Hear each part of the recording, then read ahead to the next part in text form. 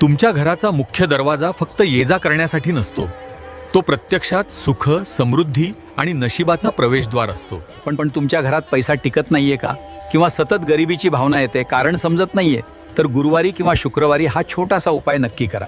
एका लाल कपड्यात थोडी पिवळी मोहरी घ्या, त्यात 2 गोमती चक्र आणि 1 तांब्याचं नाणं ठेवा. आता त्याची छोटी पोटली तयार करून घट्ट बांधा. ही पोटली मुख्य दरवाजाच्या चौकटीला बांधा, दिसेल अशी. आतून किंवा बाहेरून बांधा, पण लोकांच्या नजरेत आली पाहिजे. हा उपाय केल्याने वास्तुदोष कमी होतात असं मानलं जातं आणि घरात सकारात्मक ऊर्जेचा प्रवाह हळूहळू वाढतो. पिवळी मोहरी नकारात्मक शक्तींना घराबाहेर ठेवते. गोमती चक्र माता लक्ष्मीला आकर्षित करते. ज्या उंबरठ्यावर हा उपाय होतो तिथे गरिबी थांबत नाही, अडकलेली कामे मार्गी लागतात आणि मन हलके होते. पण एक गोष्ट लक्षात ठेव, श्रद्धा आणि विश्वास सगळ्यात